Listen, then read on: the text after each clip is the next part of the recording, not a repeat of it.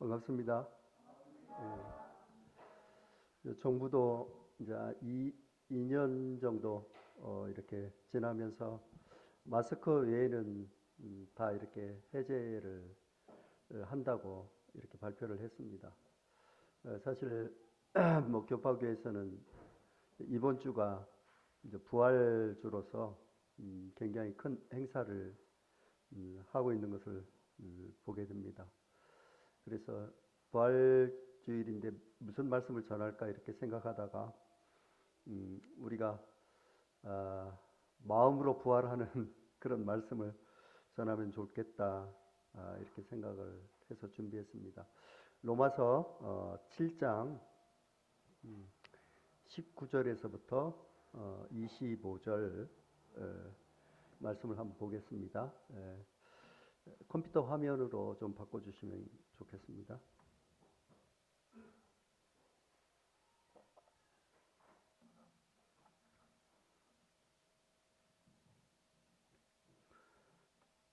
로마서 7장 19절에서부터 25절 이 말씀인데요.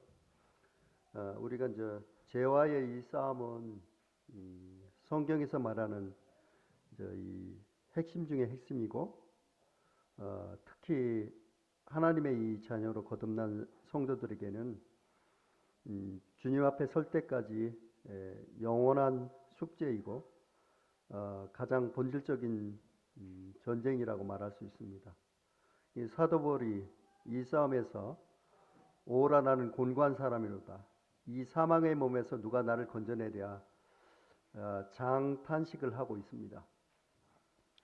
로마서 6장, 7장, 8장은 우리가 하나님의 은혜 속에서 구원을 받고 지위가 어떻게 바뀌었고 아직도 죄가 있지만 그 죄를 어떻게 다뤄지는지에 대해서 아주 정확하고 이 단계적으로 설명하는 이 귀한 말씀입니다. 오늘은 두 개의 법과 두 개의 길에 대해서 우리가 이제 보도록 하겠습니다.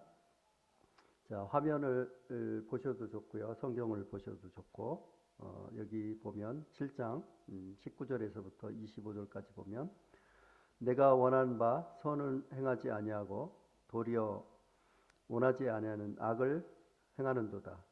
만일 내가 원하지 아니하는 그것을 하면 이를 행하는 자가 내가 아니요 내 속에 거하는 죄니라. 하울링을 좀 줄여주세요. 21절 그러므로 내가 한 법을 깨달았노니 곧 선을 행하기 원하는 나에게 악이 함께 있는 것이로다. 내 속사람으로는 하나님의 법을 즐거워하되 내 지체 속에 한 다른 법이 내 마음의 법과 싸워 내 지체 속에 있는 죄의 법으로 나를 사로잡는 것을 보는도다. 오라 나는 곤고한 사람이로다. 이 사망의 몸에서 누가 나를 건져내랴. 우리 주 예수 그리스도로 말미암아 하나님께 감사하리로다. 그런즉 내 자신이 마음으로는 하나님의 법을 육신으로는 죄의 법을 섬기노라. 이렇게 이제 말씀하고 계시는데요. 21절에 보면 선을 행하기 원하는 나라는 존재가 있는데 항상 함께하는 것이 있다. 그것이 악이다. 내가 선을 행하기 원하는 시기와 장소에 악이 종처럼 그림자처럼 따라다닌다. 그래서 이제 여기서 보면 이 새 번역에 보게 되면 뭐라고 되어 있냐면 나에게 악이 붙어 있다 이렇게 되어 있습니다. 그리고 이제 내가 하나의 법칙을 발견했다 이렇게 얘기하면서 나에게 악이 이제 붙어 있다고 이렇게 되어 있는데 악이라는 존재가 나에게서 이제 떨어지면 좋겠는데 떨어지지 않는 것이 법이라는 거예요. 법칙이라는 거예요. 그래서 이제 법이 바뀌나요? 안 바뀌나요? 법은 안 바뀌는 것입니다.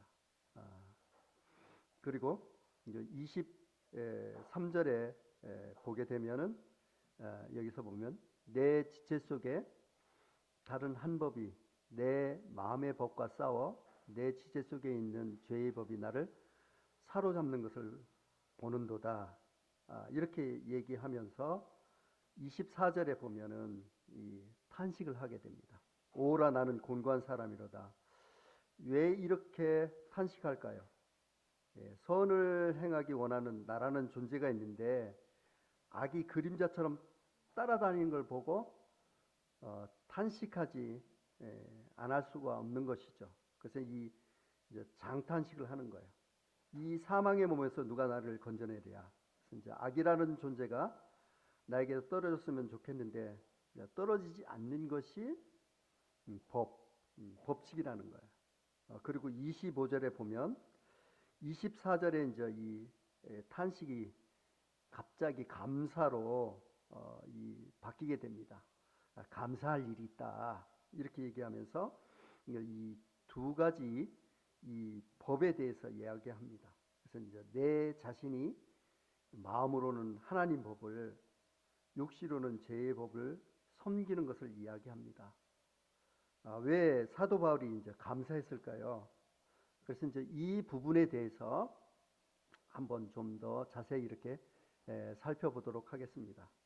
로마서 6장 3절에 보게 되면 무릇 그리스도 예수와 합하여 세례를 받은 우리는 그의 죽으심과 합하여 침례를 받은 줄 알지 못하느냐 이렇게 얘기하고 있죠. 그래서 이제 로마서 6장 3절은 무슨 말이에요?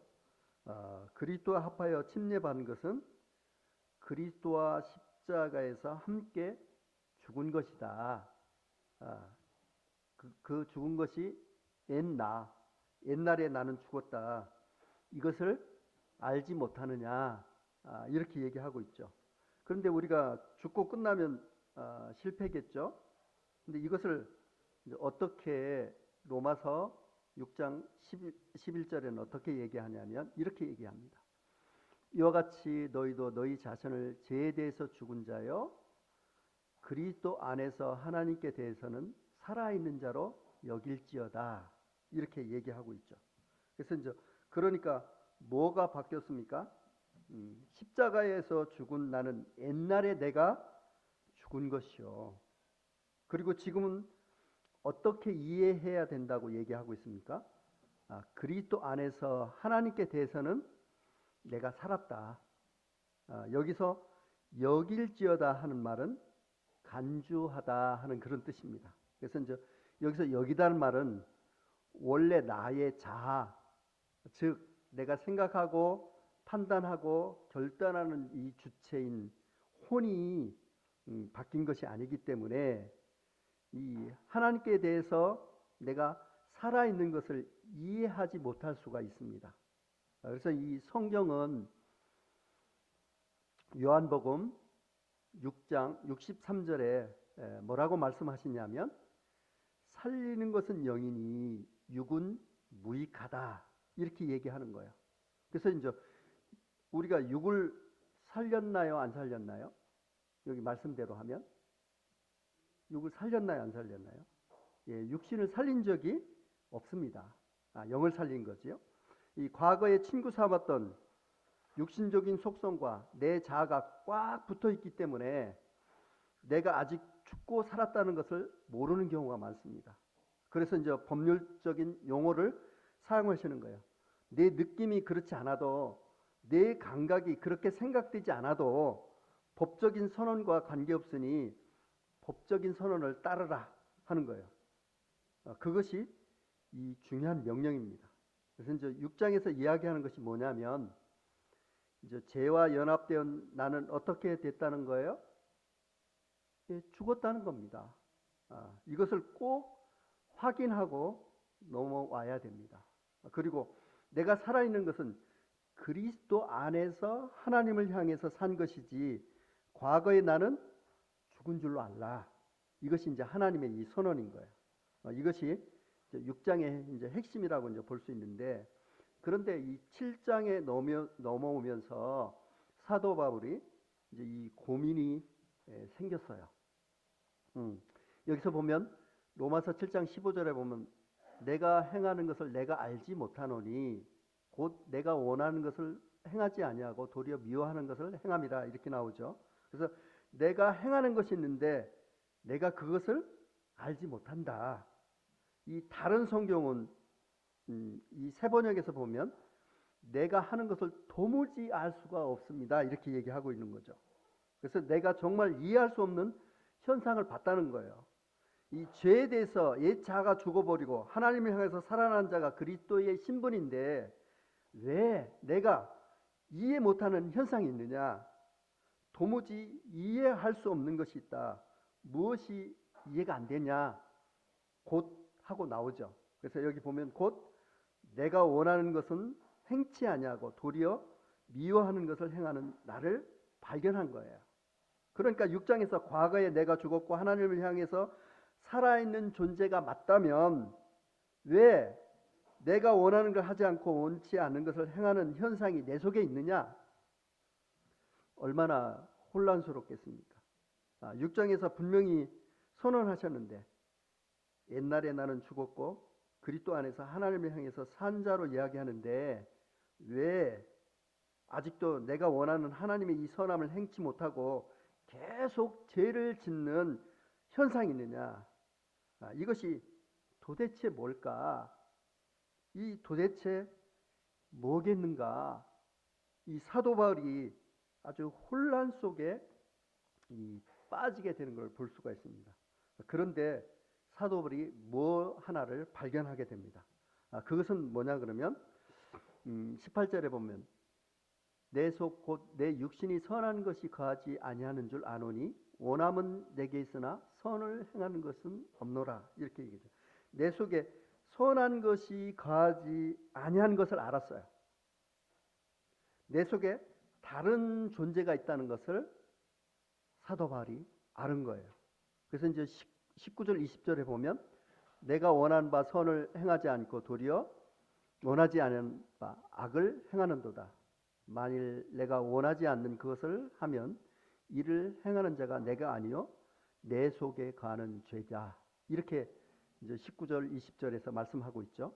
그래서 내가 원하지 않는 그것을 하면 이를 행하는 자가 내가 아니다는 것을 알았어요.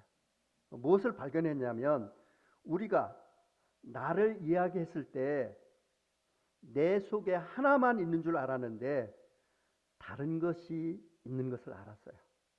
그것이 뭐냐면 내 속에 거하는 죄가 있다는 것을 깨달은 거예요. 내 속에 다른 존재가 있다는 것을 확인한 거예요. 그래서 로마서 18장 17절에는 이렇게 얘기해요.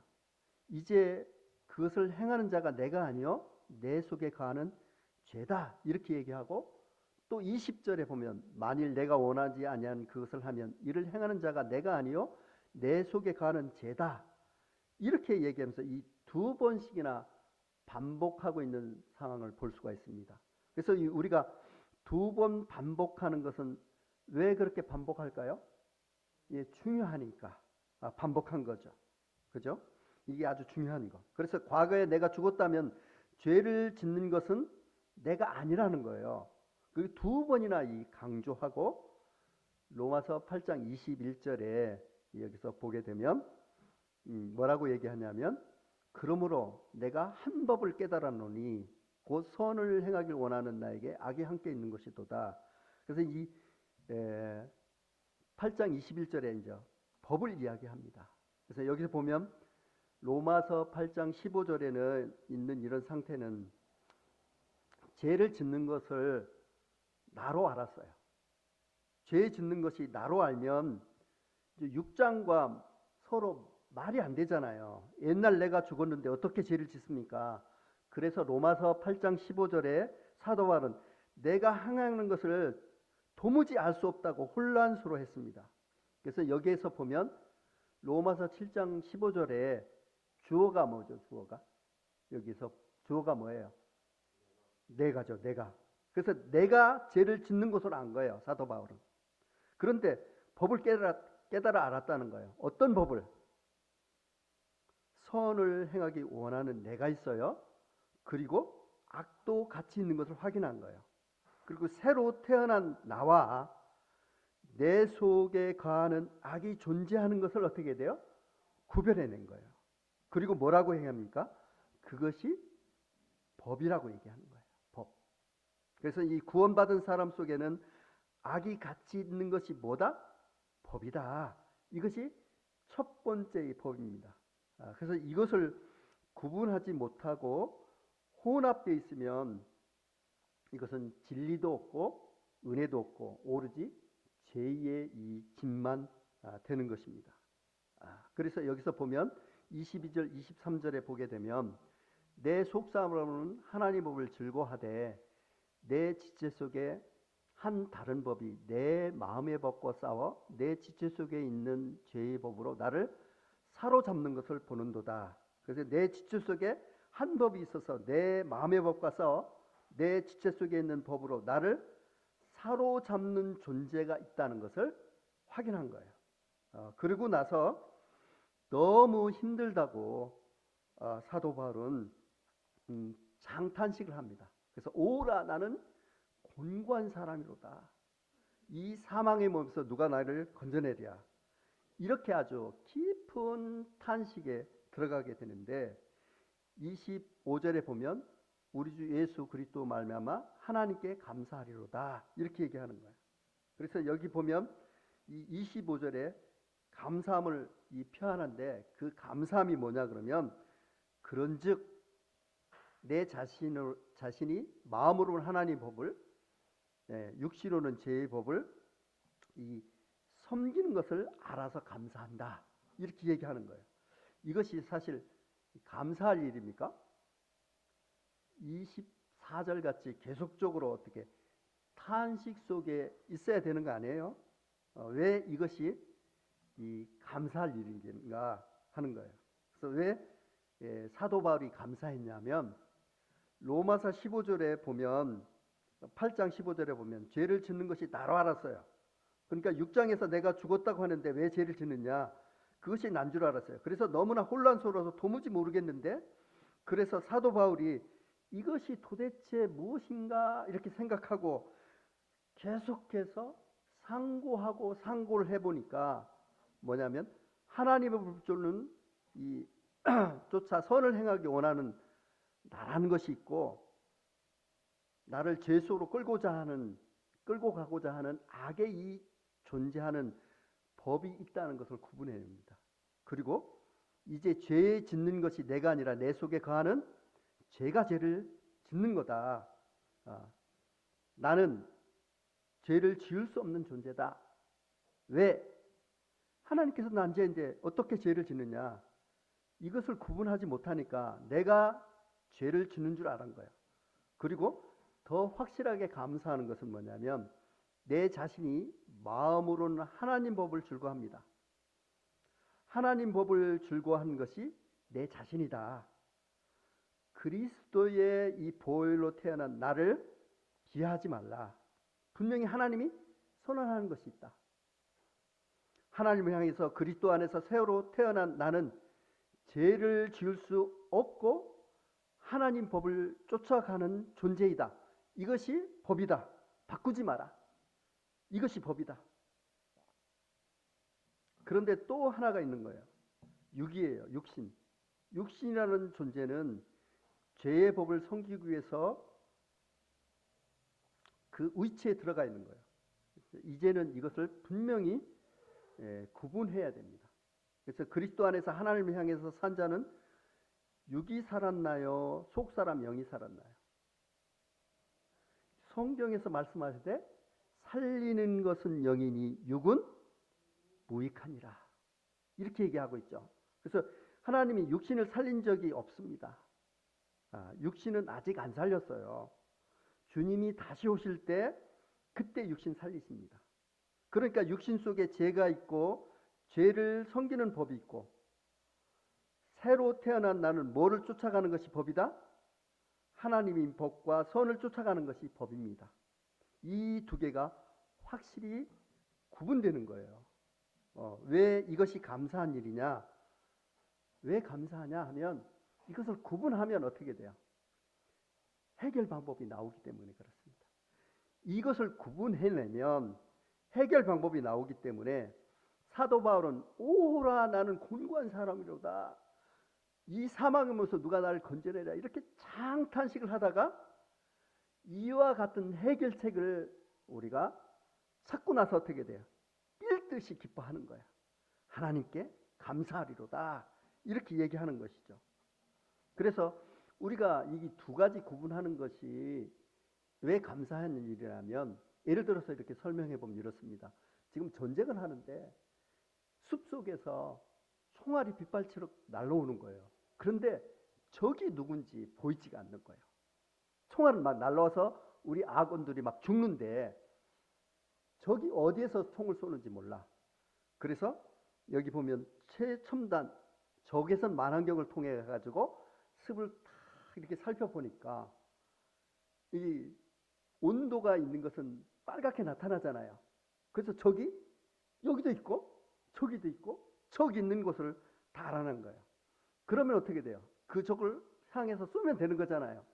여러분들이 기쁘겠습니까? 안 기쁘겠습니까? 숲속에서 총알이 막 빗발처럼 나오는데 적이 누군지 몰랐는데 이 첨단 적외선 망원경을 통해서 보니까 저기도 적이 있고 여기도 적이 있고 적이 딱 구분하는 거예요. 그러니까 그 구분하는 것은 마치 이와 같은 것이에요.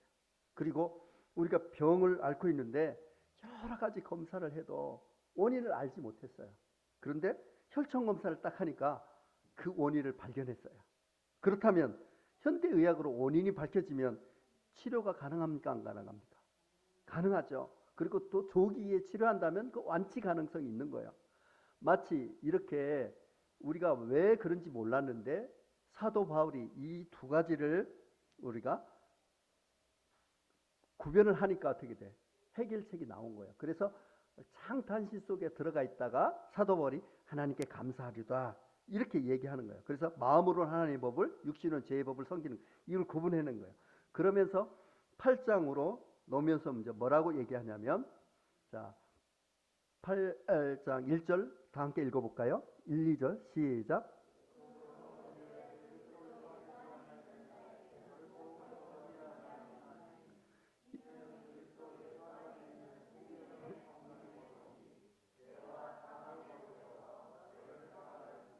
여기서 이제 결코 정죄함이 없다 이 말은 죄를 안 짓는다는 말이 아니에요.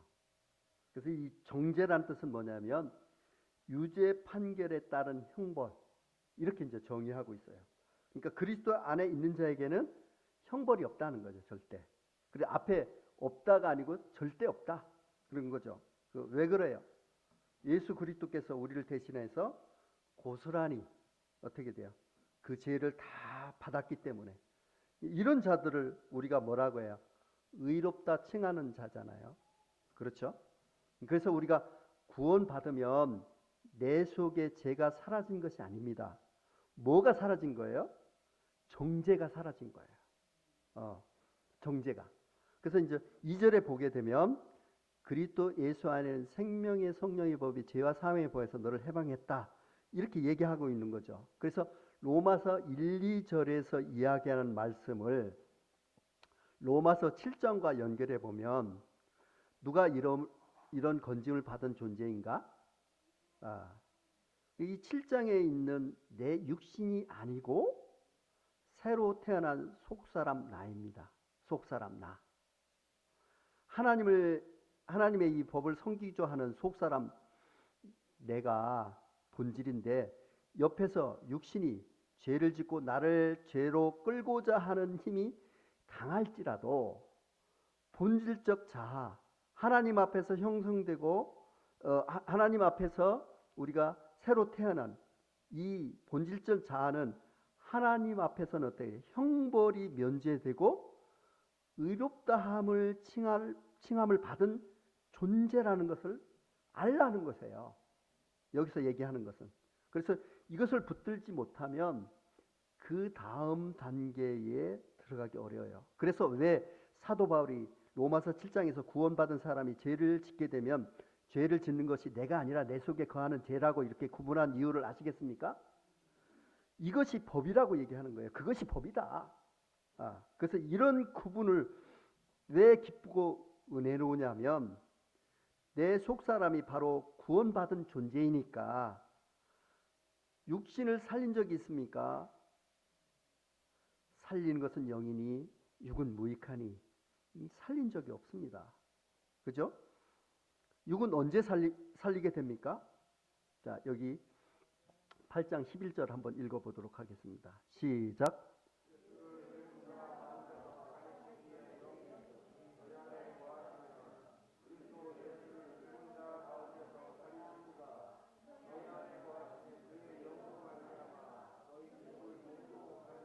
그래서 너희 몸도 살리시리라 이렇게 얘기하죠.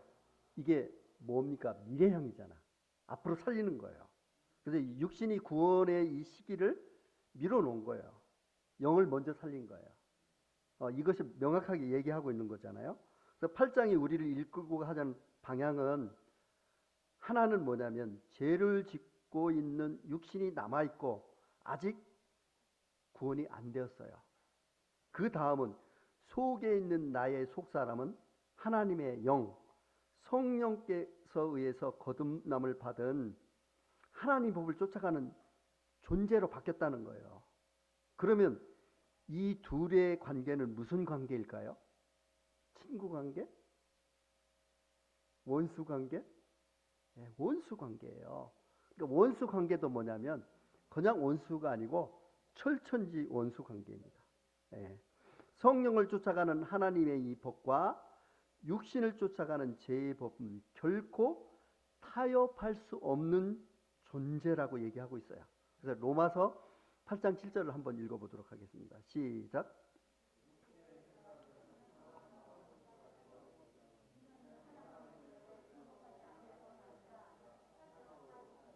그래서 이 둘은 원수입니다. 뭐가 원수라는 거예요?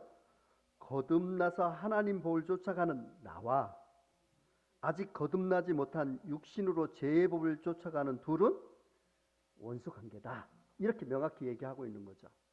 그래서 우리가 이 시점에서 우리가 한번 확인해보고 넘어가야 할 것이 있었고, 그래서 구원받은 사람이 내 속에 정말 죄를 미워하는 마음이 없고 구원받은 거 그냥 감사하다. 구원받아서 내가 천국에 가는 거 감사하다. 그리고 죄에 대해서 그렇게 고민하고 이것이 나의 적이라는 이런 마음을 이렇게 들어본 적이 없다. 이런 사람이 있다면 그 사람은 구원받았는지 다시 생각해 봐야 된다. 이게 뭐냐면 이것이 하나님의 법이라는 거예요. 그래서 이 속사람이 내가 분명히 살았고 죄에 대해서는 어떻게 돼?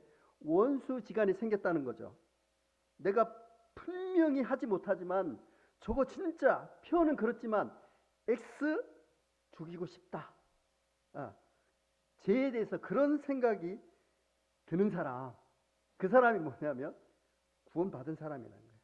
그래서 이 신자 속에서는 이런 싸움이 있다는 거예요. 이런 싸움이 없는 사람들은 그냥 구원받아서 좋다. 이런 사람은 어떻게 돼요? 구원받지 않았다 하는 것이 하나님의 이 법칙이라는 거예요. 이게 법이라는 거예요. 이 성경에서 말씀하시는 것은 내 속에 세 가지 나를 구성하는 요소가 있다. 첫 번째는 뭐냐면 나의 몸이죠. 두 번째는 나의 판단과 의지, 감정, 찬양을 드리는 주체인 혼이 있다. 이것이 자아 나예요. 그리고 하나님 말씀을 받고 예전에 죽었던 영이 성령에서 이제는 살아나서 하나님의 음성을 듣는 채널이 있습니다.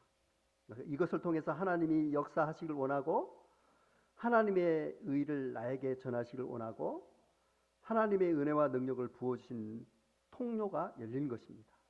그런데 문제는 육신이라는 존재가 아직 안 건졌어요. 원래 혼과 육신과 짝짝꿍이 되어 있던 거예요. 영이 살리기 전에는.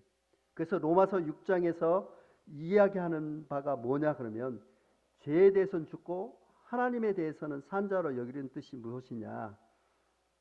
이것을 우리는 착각할 수 있습니다. 이 착각할 수 있는 것이 아니라 거의 대부분 구원받은 성도들이 육신이 나는 줄 착각하고 있습니다. 그래서 이제 혼과 육이 짝짝꿍해서 여지껏 살았으니까. 그런데 이 짝짝꿍한 버릇을 안 버리면 어떻게 되냐? 로마서 8장 7절이 얘기하는 거예요. 육신의 생각은 하나님과 원수가 되나니 이는 하나님 법에 굴복하지 않을 뿐만 아니라 할 수도 없습니다. 이렇게 얘기하는 거죠.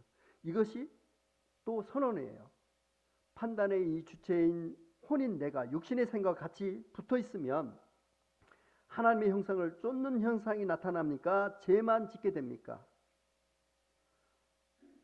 육신에 내 마음이 가 있으면 여전히 하나님 법에 순복할 수도 없고 따라갈 수 없기 때문에 죄의 법을 쫓아가게 된다는 선언인 것입니다. 그러면 어떻게 해야 되냐? 그 해결책을 하나님 사도 바울이 제시하게 됩니다.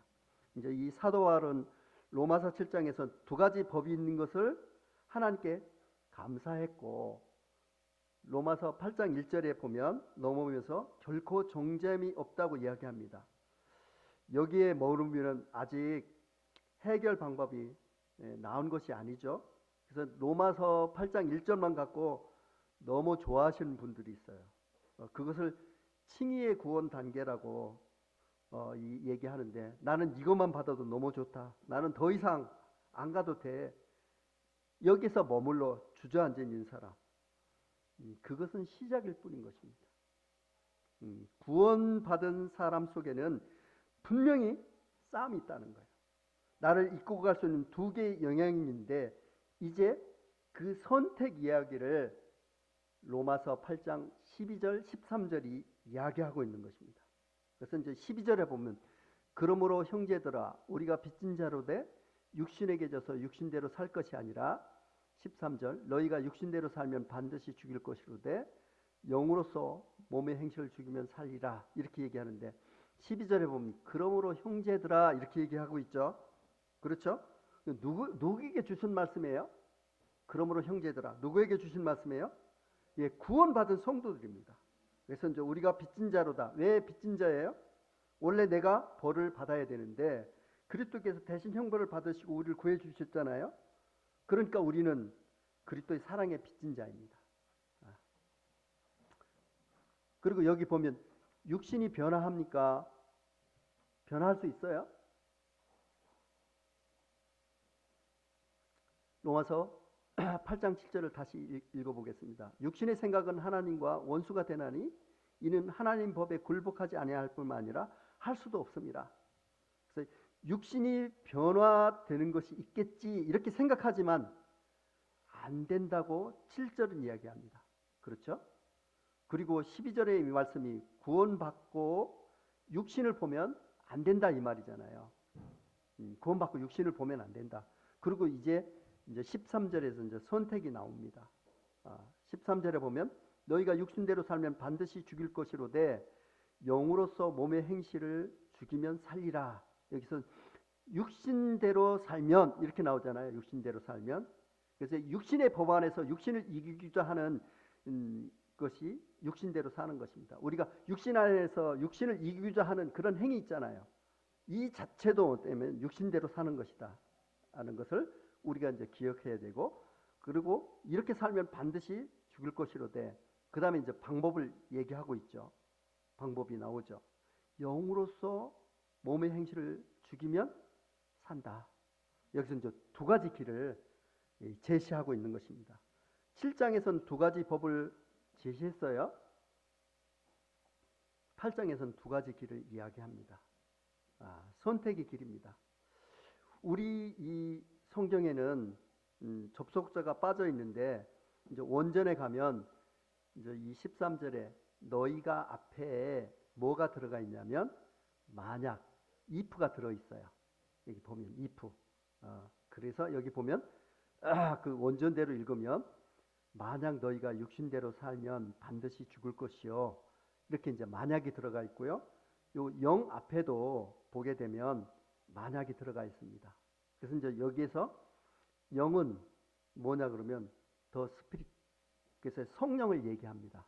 그래서 지금 우리 성경에는 영어로 번역되어 있지만 실제로는 이것이 성령이에요. 성령. 그래서 이제 23절에 이제 두 가지 만약이 제시되어 있어요. 그래서 이제 구원받은 그리스도인이라도 그 속에 두 가지 영향력을 가지고 두 가지 법칙이 있는데, 이제 만약 이쪽으로도 갈 수 있고 저쪽으로도 갈 수 있다는 이야기를 하고 있는 것입니다. 그래서 이제 만약 너희가 육신대로 살면 반드시 죽게 되나, 그러나 만약 성령으로서 몸의 행실을 죽이면 살게 된다.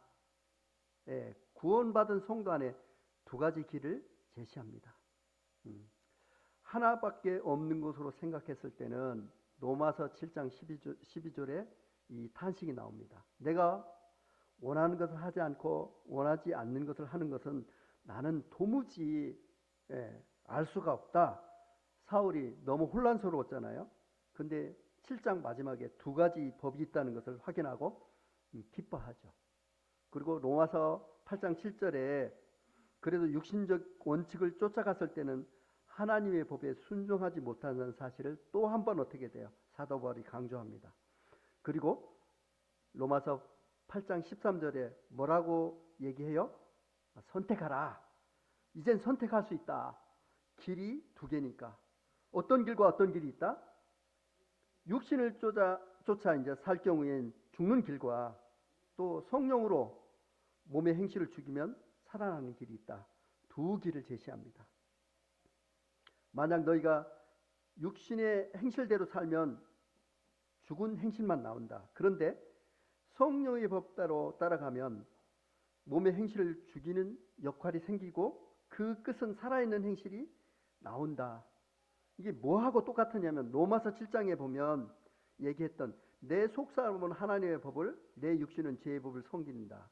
이거와 딱 이렇게 연결되는 것을 우리가 볼 수가 있죠. 똑같은 말씀인 거예요. 연결되는 것이 보입니까? 내가 죄의 문제를 어디에 맡겨야 된다? 성령에 맡겨야 된다 하는 거예요. 그런데 이것이 자동으로 됩니까? 자동으로 됩니까? 자동으로 되면 왜 if, 만약을 넣었습니까? 그리스도인이 신앙생활에서 죄와 싸움은 두 가지 길이 있다는 거예요. 이것을 구분하지 못해도 문제고요. 또 하나님께서 다 해주시겠지, 이 나자빠지는 것도 문제입니다. 그래서 이 성경에는 그렇게 하지 말라, 그렇게 하지 말라 얘기하는 거예요. 그래서 여기서 보면 로마서 16장을 가서 한번 보도록 하겠습니다. 로마서 16장 15절 16절 보면 한번 읽어볼까요? 시작.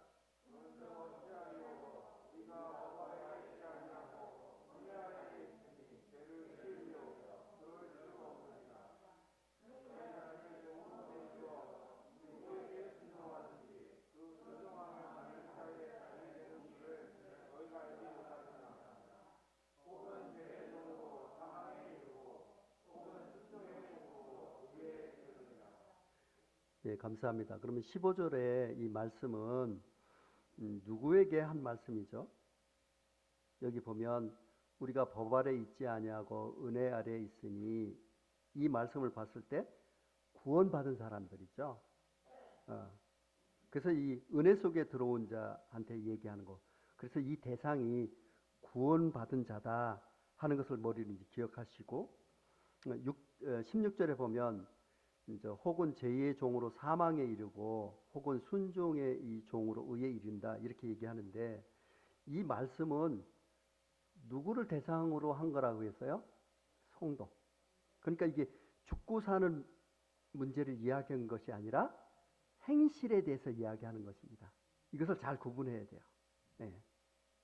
그래서 내 지체를 죄의 종으로 들이면 죽는 것이 아니라 제2의 종으로서 행실만 나온다 이런 뜻이에요. 그리고 이것에 대해서 우리가 보면 19절에 보면은 너희 육신이 연약함으로 이렇게 나오잖아요. 그래서 이제 15, 16절을 다시 설명한 것인데, 이것은 뭐냐면 너희가 육신이 연약함으로 15, 16절의 원칙을 설명했는데 잘 알아듣지 못해요. 그래서 로마에 있는 성도들에게 이제 다시 설명하는 것이 19절 말씀이에요. 그래서 이제 여기 19절 말씀은 너희 육신이 연약함으로 내가 사람의 애대로 말하노니, 이것은 뭐냐면 내가 예를 들어보겠다. 예를 들어보겠다. 너희들 이해를 못하면 내가 예를 들어보겠다 이런 거예요. 그래서 여기 보면 전에 너희가 너희 지체에 불법을 내주어 불법에 이른 것 같이 이제는 너희 지체를 의의 종으로 내주어 구원에 이르라. 구원에 이르라 이렇게 돼 있어요? 그렇죠. 거룩함에 이르라 이렇게 돼 있잖아요. 이게 죽고 사는 문제가 아니고 뭐라고요? 거룩함에 이르라 하는 거예요. 뭐를 비교 설명하고 있는지 알겠죠? 그래서 이제 우리 성품이 하나님의 성품으로 바뀌어져 가고 행실이 바뀌어져 가는 성화의 구원을 이야기하는 것입니다. 그래서 이 지옥 천국 이야기가 아니고요. 네, 여기서 얘기하는 것은, 그리고 여기서 보면 이게 이제 똑같은 이 말씀이 그대로 받아 나오는데요. 로마서 6장 23절에 보면 이렇게 정의하고 있어요. 죄의 삭은 뭐라고요? 사망이요. 그리고 하나님의 은사 그리스도 예수 우리 주 안에 있는 영생이라. 그래서 로마서 6장에서 이야기한 바가 눈으로 보고 계십니까? 그래서 전에는 너희가 너희 지체를 불법과 부정과 불법에 들여 죄에 지은 것처럼 이제는 너희가 너희 지체를 의에 들여 거룩함에 이르는 길이 있다 이야기하시고, 로마서 6장 23절에 간략하게 추격한 것이 죄의 삭이 사망이다. 그래서 이 죄를 지으면 죽는다는 것이 아니고 죄를 지으면 뭐밖에 안 나온다? 죽음밖에 없다. 즉 죽은 행실 나온다 이런 뜻이에요. 죽는 것이 아니라. 무슨 말 알겠죠? 이게 같이 이어지는 거예요. 그런데 하나님의 은사 그리스도 예수 우리 주 안에 있는 영생이라. 이게 뭡니까? 살아나는 거예요. 그것을 그대로 받은 것이 로마서 8장 13절입니다. 그래서 이제 로마서 6장 23절을 그대로 로마서 8장 13절이 연결시켜 보십시오. 그러면 너희가 육신대로 살면 반드시 죽을 것이로되 뭐가 죽는다? 죄의 삭을 생산하게 된다. 즉 너희 행실이 죽은 행실이 나온다는 거잖아요. 그리고 반대로 영으로서 몸의 행실을 죽이면 살리니 뭐가 사는 거예요?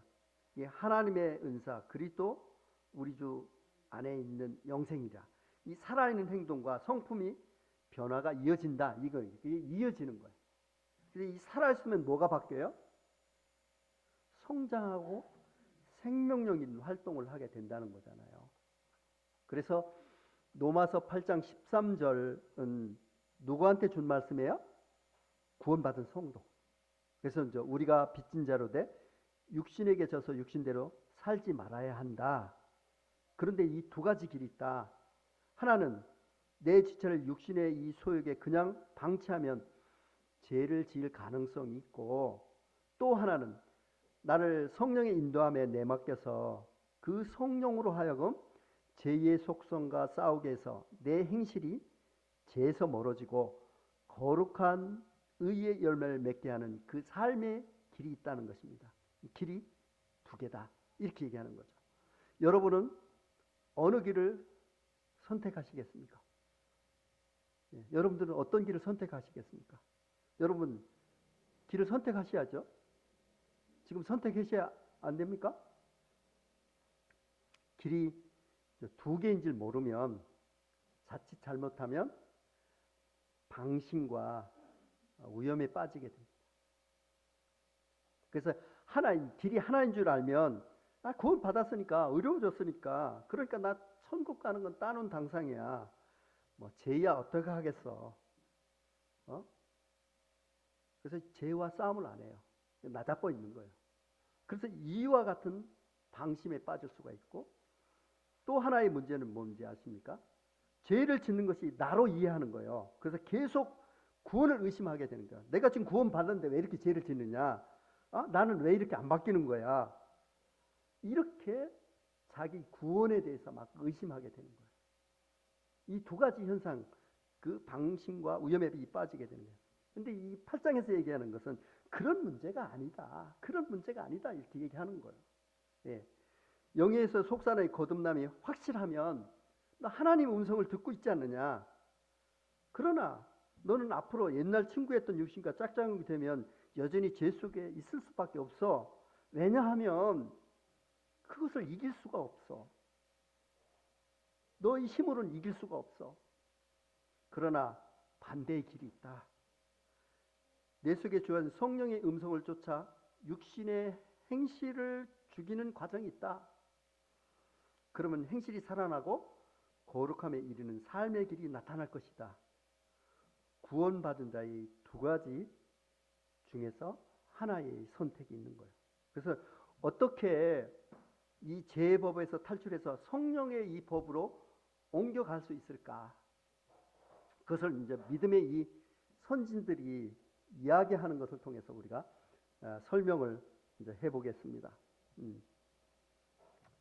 자, 우리가 이 중력의 법칙 이렇게 얘기하면 모든 물체는 지구의 중심으로 떨어져요. 그렇잖아요. 법칙 붙었으니까 사실이죠. 그래서 어떤 물체든지 하나님을 믿는 사람에도 옥상에 하나님 저 살려주세요 하고 뛰어내려도 죽는 거예요. 그래서 예외 없이 모든 물체는 지구 중심으로 떨어지는 것이 이것이 뭐라고요? 중력의 법칙이에요. 이것을 우리가 제2의 법칙이라고 이렇게 가정을 해봅시다. 중력의 법칙이. 그래서 나를 끌어당기는 힘은 어떤 경우에도 사라집니까? 안 사라집니까? 사라지지 않아요. 이 힘이 우리 속에 있다고 로마서 7장에서 얘기하고 있는 거예요. 그런데 이 중력의 법칙을 이기는 법칙이 있어요. 그것은 뭐냐면 양력의 법칙이라는 거예요. 양력의 법칙. 이 양력의 법칙은 베르누이가 발견해서 베르누이 법칙이라고도 하는데 우리가 보게 되면 이 양력의 법칙은 공기의 흐름을 이렇게 타면 비행기가 밑에는 이렇게 평평하고 위에는 이렇게 볼록하잖아요. 그러면 여기 시작한 공기하고 날개 끝하고 공기가 도달하는 시간이 똑같아요. 그러니까 여기가 훨씬 더 길이가 길죠. 그러니까 빨리 달려야 돼요. 빨리 달리면 어떻게 되냐면 이 압력이 약해져요. 그래서 뜨는 것이 뭐냐면 이게 양력의 법칙이에요. 그래서 이제 속도를 가해서 양력의 법칙이 작용하면 비행기가 어떻게 돼요? 하늘을 지금 나는 거잖아요. 그러니까 중력의 법칙이 그대로 있습니까? 없습니까? 그대로 있잖아요. 그런데 그 중력의 법칙을 어떻게 돼요? 딛고 하늘로 솟아가는 거. 이것이 양력의 법칙이라는 것이죠. 이것이 이제 살아있는 생명체가 하는 일인데 그런 자는 제 속성이 땡기고 있는데도 안 떨어집니다. 왜 그래요? 움직이고 있으니까. 바람을 맞받아서 올라가는 힘이 있기 때문에 그 힘의 원천이 뭐라는 거예요? 성경은 그것이 성령이라고 얘기합니다.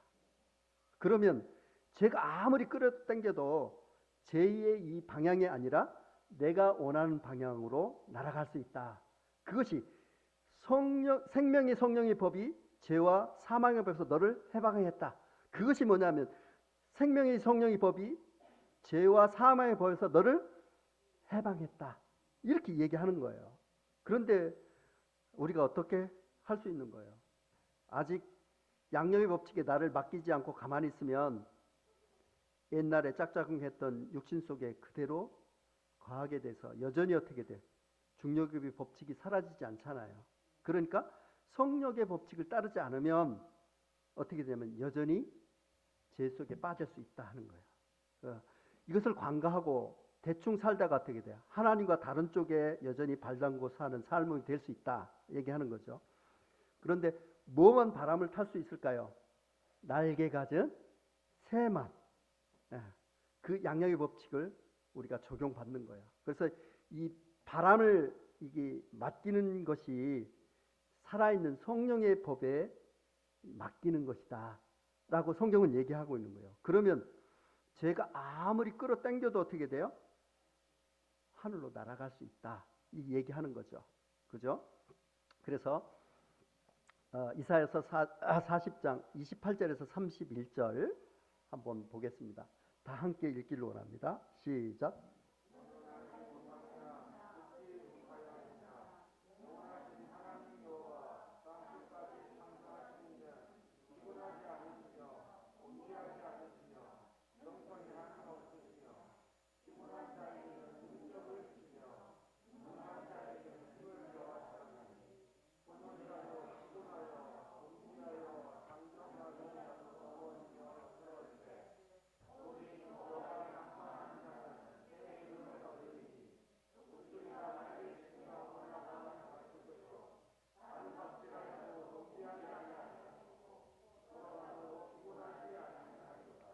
예, 감사합니다. 그래서 28절, 29절은 모든 능력의 근원이 하나님이시다.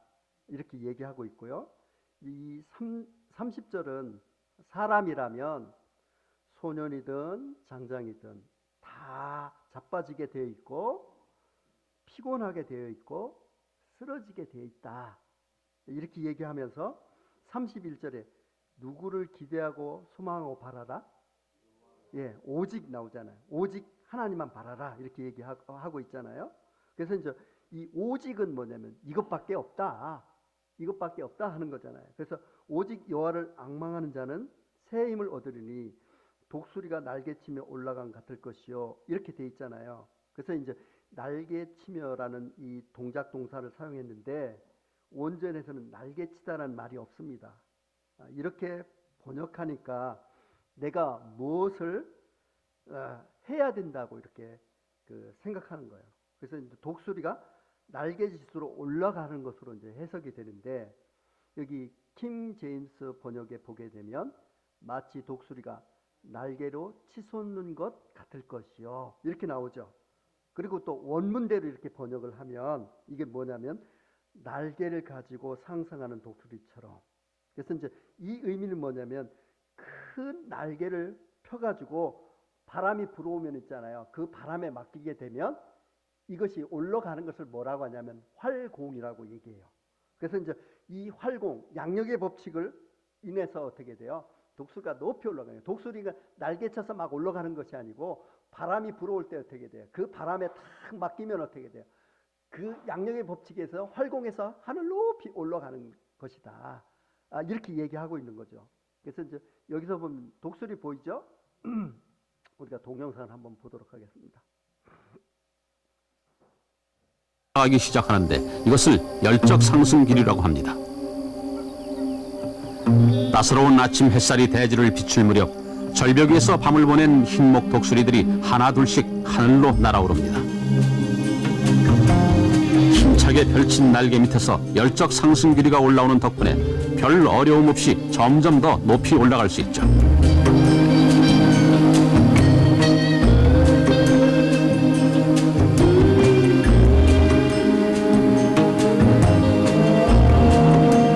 따뜻한 공기가 흐르는 곳으로 몸을 내맡기는 것 외에 이들이 할 일이라고는 아무것도 없습니다. 날개와 꼬리를 가장 최소한으로 움직이면서 전혀 힘을 들이지 않고 여유롭게 공중을 맴도는 모습을 한번 보시죠. 이보다 더 쉽고 더 효율적으로 하늘을 나는 새들이 또 있을까요? 황조롱이는 몸집이 말똥가리의 반도 안. 자, 한번 보셨습니까? 어떻게 날아가는 거예요? 예, 그렇게 내가 날려 하지 마라. 너는 하나님의 이 성령을 온몸으로 받을 준비를 해라. 성령이 너를 띄워줄 것이다. 예, 중력의 법칙을 거스려 하늘로 나는 독수리가 왜 가장 높이 나는지 아냐? 예, 이 7,000m까지 나는 걸 봤대요. 그 조종사가. 바람을 의지하는 것처럼 우리도 성령을 의지하라는 뜻입니다. 그래서 지금 로마서가 이야기하는 것이 뭐냐 하면 내가 날개짓하고 육신하고 싸워서는 못 이긴다. 그것이 법이다. 법칙이다. 그렇게 하지 말라. 뭐를 쫓으라? 성령으로 내 육신의 행실을 제하는 방법이 있다. 성령에게 맡겨라. 활공에서 높이 나는 독수리처럼 성령에 의지하는 자는 절대 피곤치 않다. 이렇게 하나님께서 말씀하시는 거예요. 오직 이것밖에 없다. 이제 여러분들이 은혜가 보이십니까? 그래서 로마서 8장에는 두 가지 길을 분명히 제시하고 성령으로 몸의 행실을 죽이라는 것을 말씀해 주시잖아요. 성령이 죄를 어떻게 다루신다는 것을 보면 갈라디아서 5장 15, 16절을 한번 보도록 하겠습니다. 15, 16절. 여기 보면 내가 이르노니 너희는 성령을 따라 행하라. 그러면 육체의 욕심을 이루지 아니하리라. 이렇게 얘기하고 있죠.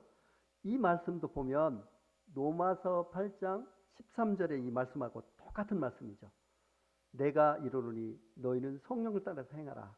그리하면 육체의 욕심을 이루지 아니하리라. 똑같은 얘기를 하고 있고요. 그리고 갈라디아서 5장 17절에 보면 원인에 대해서 얘기합니다. 육체의 소욕과 성령이 대적하고 서로 원수지간이다. 이 둘이 대적함으로 너희가 원하는 걸 하지 못하게 하시려고 너희 속에 어떻게 돼? 성령을 주셨다 이렇게 얘기하고 있죠. 그래서 이제 이 쉬운 성경에 보게 되면 이 육체의 욕망은 성령을 거스리고 성령이 바라시는 것은 육체의 욕망을 거스립니다. 이 둘이 서로 반대되는 것이므로 여러분의 욕망대로 살 수 없게 합니다 하는 거죠. 그래서 이제 여기서 보면은 이 성령의 그 힘과 육신의 힘이 어떻게 돼? 서로 싸우는 거예요. 그래서 이것을 못하게 해라 이렇게 하는 거예요. 여기서 얘기하는 그 원칙이 그런 거예요. 그래서 내가 싸우는 것이 아니고 중력의 법칙을 거스리는 것은 나에게 준 성령을 의지할 수 있는 날개를 쭉 펴서 성령을 온몸으로 받으면서 이제 활공하면서 올라가라 하는 거죠. 그것이 우리에게 성령이 요구하는 것이다. 그래서 내 육체의 소욕과 싸우려 하지 마라. 뭐를 의지해라? 성령을 의지하고 그분의 음성을 기울여야 된다. 그렇다면 구체적으로 성령에 의지하는 것이 뭐냐? 구체적으로 성령에 의지하는 것이 뭐냐? 분명히 약한 소리지만 성령께서 우리 마음에 하지 마라. 양심의 이 말씀을 하십니다. 아주 미세한 음성이지만 양심을 통해서 너 그거 하지 마라. 내가 구원받은 자가 아니냐. 내가 구원받은 자가 아니냐. 이렇게 양심을 통해서 얘기합니다. 그 양심 소리를 들릴 때 그 소리를 붙잡으라는 거예요. 하나님 맞습니다. 이해하지 않겠습니다. 이런 조그마한 경험이 그분을 의지하는 믿음을 낳고 그 의지함이 점점 나를 바꿔가는 거예요. 그리고 하나님께 찬송한다 하는 것이 이것이 성령에 의지하는 거예요. 하나님께서 여러분들이 양심을 통해서 네가 구원받은 자가 아니냐. 너 그거 하면 안 돼.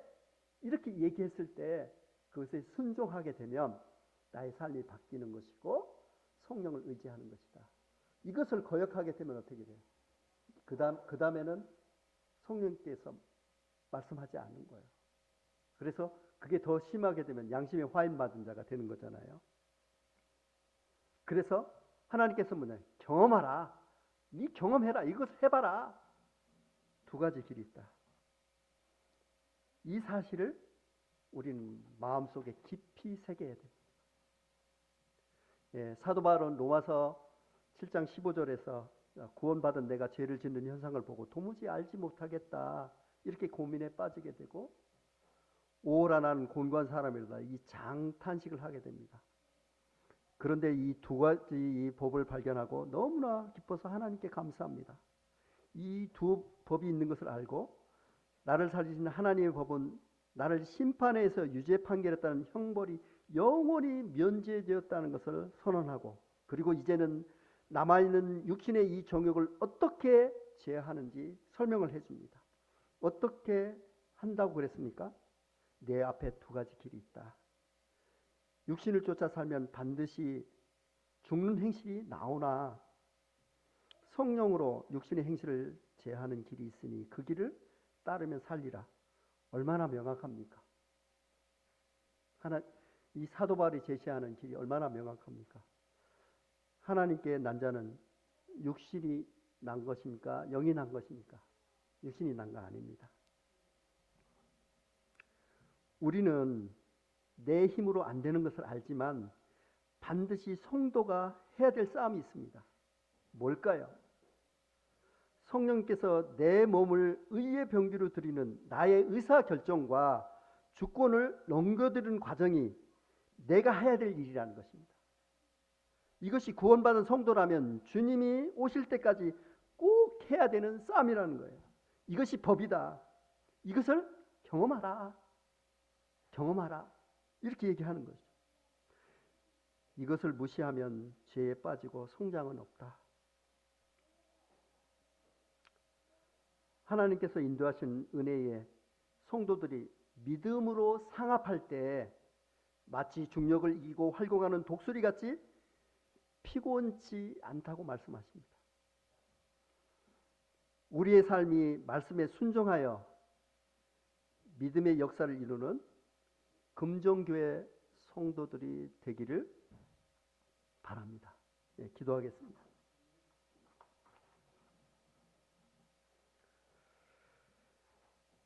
하나님 아버지, 참으로 감사합니다. 참 사도 바울이 참 선을 행하기 참 원했을 때 내가 도대체 참 알 수가 없다 라고 얘기하면서 오라 난 공고한 사람이로다, 이 사망의 몸에서 누가 건져내랴, 이렇게 장탄식을 했지만 두 가지 법이 있는 것을 알고 또 그 구원받은 나는 죄를 질 수 없는 자이고 하나님의 정죄에서 완전히 사라진 존재일 뿐만 아니라 우리가 성령을 따라 행함으로 인해서 좀 하나님께 영광 돌리는 길이 있음을 우리에게 분명히 말씀하시면서 로마서 8장 끝에 어떤 것으로도 우리를 그리스도의 사랑에서 끊을 수 없다라고 말씀하시는 이와 같은 사실을 기억하게 됩니다.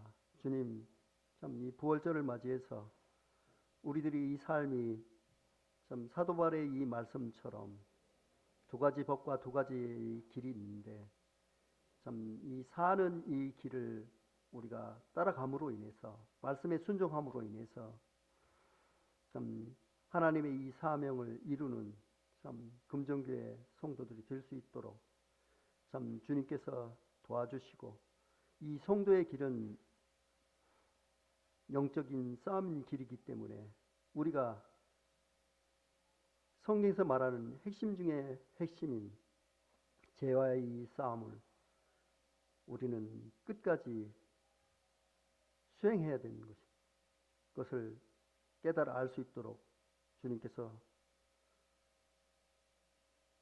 도와주시고 우리 자신을 성령님께 내맡김으로 인해서 하나님께 순종하는 이런 삶을 살아갈 수 있도록 저에게 은혜를 베풀어 주시옵소서. 이와 같은 말씀을 주심에 대해서 감사드리옵고 우리 주 예수 그리스도의 이름으로 기도드리옵나이다. 아멘. 예, 들어주셔서 감사합니다.